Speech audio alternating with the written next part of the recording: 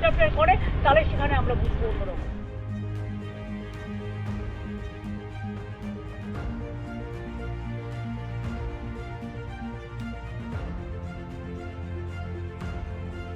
नमस्कार, आप देख रहे हैं इंडिया पब्लिक खबर और मैं हूं आपके साथ आकांक्षा। 2024 लोकसभा चुनाव का सियासी संग्राम नजदीक है। विपक्षी दल एनडीए को मात देने और सत्ता से बेदखल करने के लिए एकजुट होकर चक्रव्यूह रच रहे हैं, लेकिन कहीं न कहीं इस चक्रव्यूह में इंडिया गठबंधन खुद फंसता देखा जा रहा है।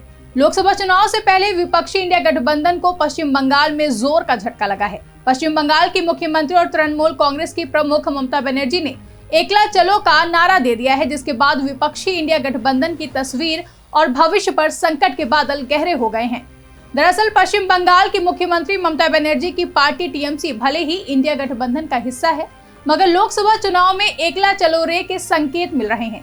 सीट शेयरिंग को लेकर जारी तनातनी के बीच ममता बनर्जी की तृणमूल कांग्रेस संभवतः पश्चिम बंगाल की सभी 42 सीटों पर अकेले लोकसभा चुनाव लड़ सकती है। सूत्रों से मिली जानकारी के अनुसार टीएमसी के गढ़ बीरभूम जिले में संगठनात्मक बैठक के दौरान पश्चिम बंगाल की मुख्यमंत्री ममता बनर्जी ने पार्टी नेताओं से अकेले चुनाव लड़ने के लिए तैयार रहने को कहा और सीट बंटवारे की बातचीत के बारे में कुछ भी सोचने को नहीं कहा है। ममता बनर्जी ने यह ऐलान करते हुए कहा कि मैंने जो भी सुझाव दिए वह सभी नकार दिए गए हैं। इन सबके बाद हमने बंगाल में अकेले चुनाव लड़ने का फैसला किया है। ममता ने राहुल गांधी की यात्रा पर नाराजगी जताते हुए कहा कि शिष्टाचार के लिहाज से भी उन्होंने हमें नहीं बताया है कि यात्रा बंगाल आ रही है।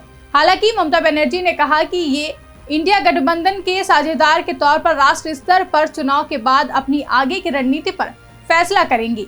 ममता ने कहा कि हम बीजेपी को हराने के लिए जो भी जरूरी होगा वो करेंगे। बता दें, ममता बनर्जी ने दो टूक कहा कि हमने पहले ही कह रखा है कि कांग्रेस 300 सीटों पर चुनाव लड़े और क्षेत्रीय दलों को अपने क्षेत्र में बीजेपी से मुकाबला करने दिया जाए। उन्होंने ये भी कहा कि क्षेत्रीय दल एक साथ रहेंगे, लेकिन यह भी स्पष्ट किया कि अगर वह हस्तक्षेप करेंगे तो हमें फिर से विचार करना होगा। गौरतलब है कि टीएमसी ने साफ किया था कि वह कांग्रेस को 2 सीटें देंगी, क्योंकि कांग्रेस ने 2019 के लोकसभा चुनाव में पश्चिम बंगाल की 42 सीटों में से 2 सीटों पर ही जीत हासिल की थी, जिसके बाद पश्चिम बंगाल में कांग्रेस के अध्यक्ष अधीर रंजन चौधरी ने इसे लेकर तल्ख बयान दिया था। अधीर रंजन ने कहा था कि 2 सीट तो हम पहले भी जीत चुके हैं, अब भी जीत सकते हैं, हमें टीएमसी से कोई भीख नहीं चाहिए। गौरतलब है कि लोकसभा चुनाव के लिए 28 विपक्षी पार्टियां इंडिया गठबंधन के बैनर तले एक मंच पर आई थी।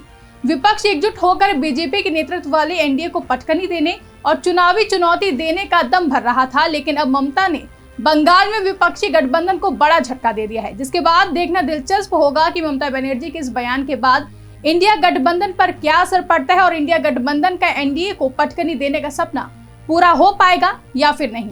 फिलहाल के लिए इस रिपोर्ट में बस इतना ही। देश और दुनिया की ऐसी ही तमाम बड़ी खबरों के लिए हमारे YouTube चैनल को सब्सक्राइब करें और बने रहें इंडिया पब्लिक खबर के साथ।